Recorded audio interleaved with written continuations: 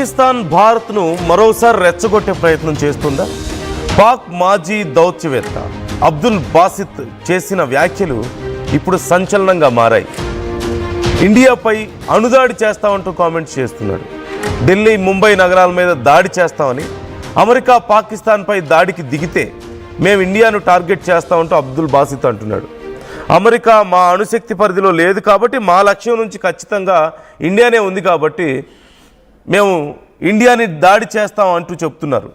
పాక్ నుంచి అణుముప్పు పొంచి ఉందంటూ యుఎస్ ఇంటెలిజెన్స్ రిపోర్ట్ రావడం, పాక్ పొరుగు దేశాలకు ముప్పు పొంచి ఉంది అంటూ యుఎస్ ఇంటెలిజెన్స్ కొన్ని వ్యాఖ్యలు చేసిన నేపథ్యంలో ఈ మధ్య చేసినటువంటి వ్యాఖ్యలు మనం కొన్ని చూసాం యుఎస్ నుంచి.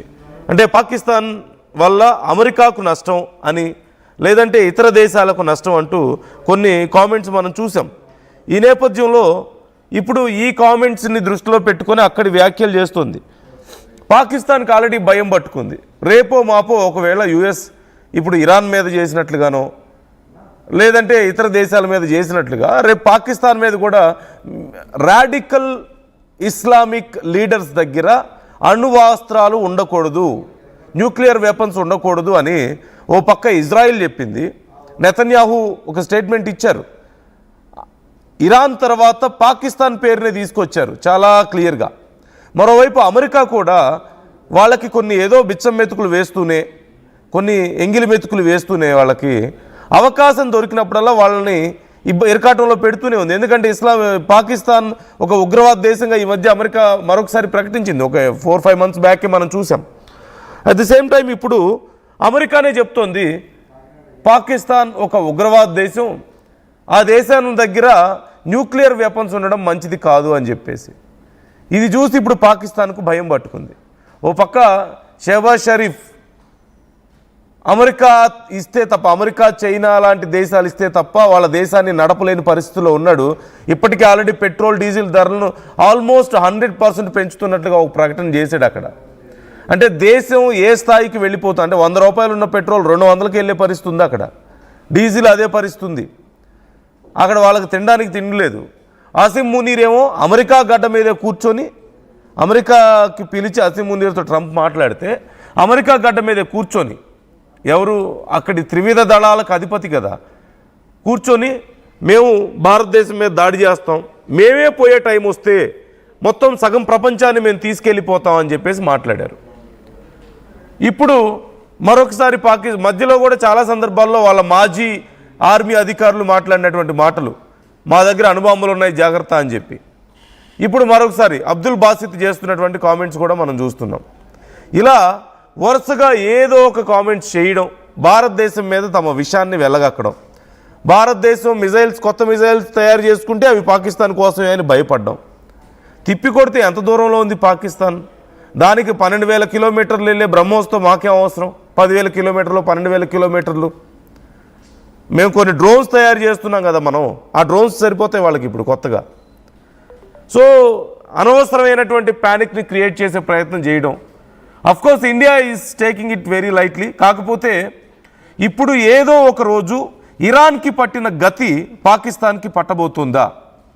రాడికల్ ఇస్లామిక్ నాయకులు పాలిస్తున్నటువంటి దేశాలు, రాడికల్ ఇస్లామిక్ కంట్రీస్ దగ్గర అణ్వాయుధాలు ఉండకూడదు అనే అభిప్రాయానికి అన్ని దేశాలు వస్తున్నట్లుగా కనపడుతుంది.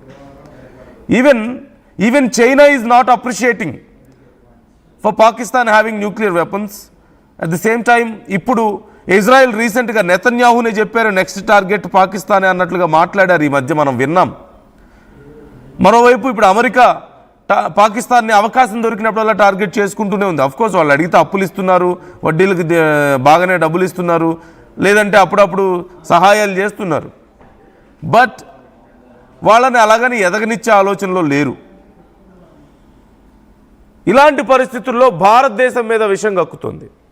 అంటే భారతదేశం మీద మేము ముంబైని లేపేస్తాం, ఢిల్లీని లేపేస్తాం అని చెప్పి మాట్లాడుతున్నారు. మరి వాళ్ళు ఇస్లామాబాద్ ఏమైపోద్ది నిజంగా మనల్ని టచ్ చేస్తే? నిజంగా వాళ్ళు తట్టుకోగలుగుతారా భారతదేశాన్ని? సైనిక శక్తి అసలు ఉందా? భారతదేశంతో పోటీ పడగలిగే శక్తి కానీ? మొన్న జరిగిన యుద్ధంలో ఇక ఆల్మోస్ట్ రేడియేషన్ లీక్ అవుతుందేమో అని చెప్పి భయపడి ఏడ్చుకుంటూ అమెరికా దగ్గరికి వెళ్తే భారత్ అప్పుడు అమెరికా చెప్తే ఆపలేదు. అక్కడ ఉన్నటువంటి ప్రజలకు అనవసరంగా ఇబ్బంది కలగకూడదన్న ఉద్దేశంతో భారత్ యుద్ధాన్ని ఆపింది. చాలామంది ఫీల్ అయ్యారు, అనవసరంగా యుద్ధాన్ని ఆపింది భారత్, ఇంకొంచెం కంటిన్యూ చేస్తే అయిపోయేది కదా ఒక పని అని చెప్పేసి. చావు తప్పి బయటపడింది జస్ట్ అలా. ఇలాంటి పరిస్థితిలో మళ్ళీ భారతదేశం మీద అంటుంది.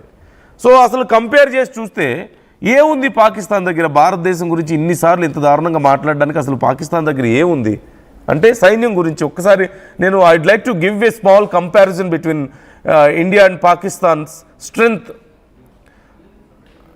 ఏముంది అంటే సైనిక బలం గురించి చూస్తే, ఆర్మీ గురించి చూస్తే one of the strongest army India ప్రపంచంలోనే. We are in top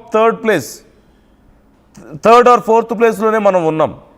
strongest forces మనది. టాప్ 5లో మనం ఉంటే పాకిస్తాన్ ఎక్కడుంది? ఎక్కడో 20లో ఉంది, 18-20 ప్లేస్లో ఉంది. And they are comparing with us. They want to destroy us. మా దగ్గర న్యూక్లియర్ వెపన్స్ ఉన్నాయని చెప్పి మాట్లాడతారు. ఇప్పుడు ఆ న్యూక్లియర్ వెపన్స్ని అతి త్వరలో లాక్కునే పరిస్థితి రాబోతుంది. మన దగ్గర 14 లక్షల మంది సైనిక బలం ఉంటే పాకిస్తాన్ దగ్గర అప్రాక్సిమేట్లీ 6.5 lakhs ఉన్నారు. అంటే ఈవెన్ మనలో సగం కూడా సరిగా లేరు. ఇక న్యూక్లియర్ వెపన్స్ గురించి మాట్లాడుతూ ఉంటారు. వాళ్ళ దగ్గర న్యూక్లియర్ వెపన్స్ ఉన్నాయి, అఫ్కోర్స్ మన దగ్గర న్యూక్లియర్ వెపన్స్ ఉన్నాయి. కాకపోతే మిజైల్ సామర్థ్యం ఎంత ఉంది మన దగ్గర, వాళ్ళ దగ్గర ఎంత ఉంది? అగ్ని సిరీస్ ఉన్నాయి మన దగ్గర. ఇంటర్ కాంటినెంటల్ బ్యాలిస్టిక్ మిజైల్స్ మన దగ్గర ఉన్నాయి. అగ్ని సిరీస్, బ్రహ్మోస్ ఇవన్నీ మన దగ్గర ఉంటే వాళ్ళ దగ్గర ఉన్నాయి. షాహిన్, గౌరీ 4000 కిలోమీటర్స్, 3000 కిలోమీటర్స్ వాళ్ళ range. What do we have? 10,000 kilometres, 12,000 kilometres. Inter continental ballistic missiles మన దగ్గర ఉంది, వాళ్ళకి అంత అవసరం లేదు. We can reach US. In fact in one step we can reach US or any country in the world almost. వాళ్ళ దగ్గర ఏమున్నాయి? ఇక ఎయిర్ ఫోర్స్ విషయానికి వస్తే ఇండియా దగ్గర ఫైటర్ జెట్స్ మోర్ దాన్ 700 ఉన్నాయి. What they have? Approximately 350 to 400 ఉన్నాయి మహా అయితే. మన దగ్గర అఫ్కోర్స్ రఫేల్ ఉంది, అలాగే 30 MKI ఉంది. పాకిస్తాన్ దగ్గర F-16, F-17 ఎప్పుడో అమెరికా వాడినటువంటి, ఎప్పుడో 20 ఏళ్ల క్రితం 30 ఏళ్ల క్రితం వాడినటువంటి ఫైటర్ జెట్స్ వాళ్ళ దగ్గర ఉన్నాయి. ట్యాంక్స్ మన దగ్గర 4500 ట్యాంక్స్ ఉంటే వాళ్ళ దగ్గర ఉంది 2600 ట్యాంక్స్. ఇక నేవీ, ఇండియా దగ్గర ఎయిర్ క్రాఫ్ట్ క్యారియర్స్ 2 ఉన్నాయి, వాళ్ళ దగ్గర ఏమున్నాయి? 0. ఇక పెద్ద పెద్ద ఆమో విషయానికి వచ్చినట్లయితే అసలు మనతో కంపారిజన్ కూడా చేసుకోలేదు. I'm just trying to give a brief comparison. పూర్తి స్థాయిలో కంపేర్ చేసుకుంటే పోతే they are we can't even compare with Pakistan. అలాంటిది మన దేశాన్ని ఇలా మాట్లాడడం, మేము లేపేస్తామని చెప్పి మాట్లాడడం. ఇక్కడ తప్పు చేసింది ఏదైనా ఉంది అంటే అమెరికా పాకిస్తాన్ విషయంలో, భారతదేశం కాదు. ఎందుకంటే భారత్ పాకిస్తాన్ విషయంలో ఎప్పుడూ చాలా క్లియర్గానే ఉంది. కానీ అమెరికా వాళ్ళకి డబ్బులు ఇచ్చి అనవసరంగా ఎంకరేజ్ చేసి చివరికి ఈ స్థాయికి తీసుకొచ్చారు. Now they are ready to destroy 50% of the world. మేమే పోయే టైం వస్తే సగం ప్రపంచాన్ని తీసుకెళ్ళిపోతామని చెప్పేసి అసిమ్ మునీర్ మాట్లాడతాడు. మేము తలుచుకుంటే మొత్తం భారతదేశంలో ఉన్న ప్రాజెక్టులన్నీ కూల్చేస్తామని చెప్పేసి షహబాజ్ షరీఫ్ మాట్లాడతాడు.